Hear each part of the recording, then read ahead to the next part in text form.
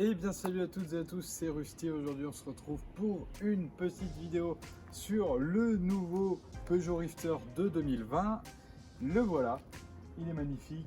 C'est la version XL la plus grande donc, mais en version active. Donc on va voir un petit peu ce qui change par rapport à la version la plus équipée. Mais vous allez voir que Peugeot nous régale beaucoup dès l'entrée de gamme.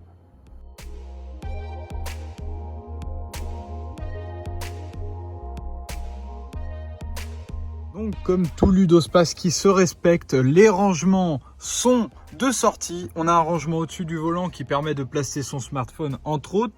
Un porte-gobelet ici, ensuite un autre rangement ici, un autre rangement ici, un autre plus petit. Donc là je pense que c'est pour mettre les jetons, les petits trucs comme ça.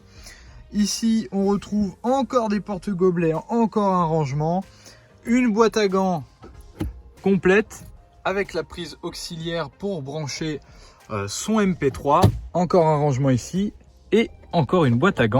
Un porte-gobelet juste ici. On notera également un très bel effort de la part de Peugeot pour cette sellerie qui, malgré l'entrée de gamme, reste magnifique et très agréable.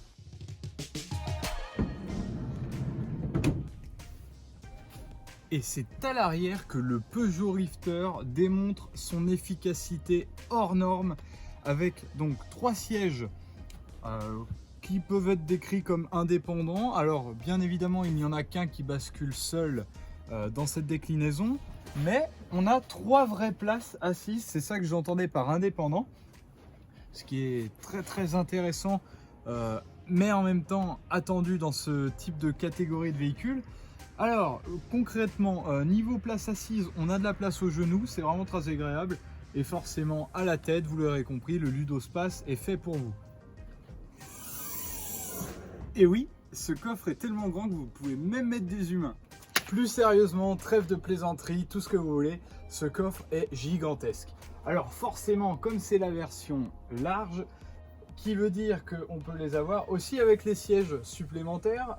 Donc là, on a vraiment le coffre avec sa capacité maximale. Donc là, on a un coffre qui concrètement, avec siège baissé, peut aller jusqu'à 3000 litres ou 1350 sans les sièges rabattus.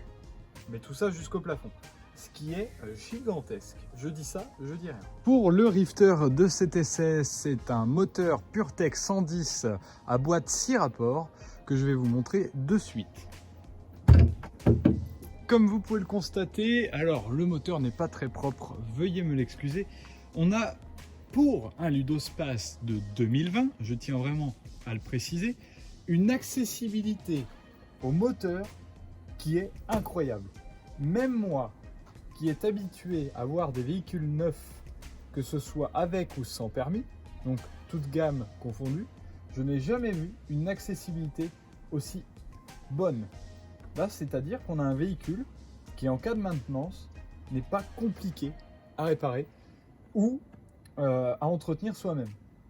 Alors attention, ce que j'entends par entretien fait maison, c'est tout ce qui est lave-glace, huile, et éventuellement, si vous avez un copain en panne, les pinces. Parce que oui, la batterie est accessible, pour une fois, dans un véhicule moderne. Maintenant, je vous propose d'écouter le bruit de ce moteur qui n'est pas franchement incroyable, mais qui n'est pas désagréable pour autant.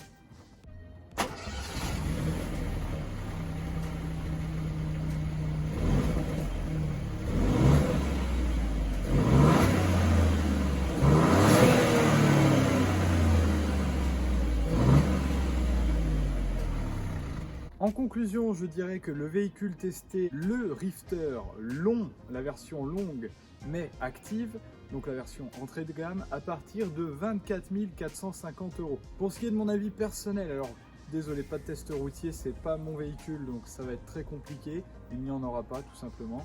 Pour mon avis personnel sur globalement le véhicule, je préfère le Citroën, qui est son cousin finalement, le Berlingo. Même si l'Opel Combo Life, qui lui aussi est un cousin dérivé de ce Rifter, est moins cher, donc il est plus intéressant, mais la face avant est un peu moins joyeuse chez Opel. Je mettrai des photos en même temps que je parle, ne vous inquiétez pas. Et sinon le Toyota ProAce City, qui est pas mal du tout, mais franchement pour des tarifs encore plus chers à ce compte-là, autant partir sur un Berlingo ou un Opel Combo. N'hésitez pas à me dire ce que vous en pensez en commentaire. Est-ce que ce format de vidéo vous plaît davantage? Moi oui, j'adore faire des vidéos sur les véhicules un petit peu hautes que sans permis, ça change et puis ça permet de tester de nouvelles choses. Voilà, sur ce, à très bientôt. C'était Rusty.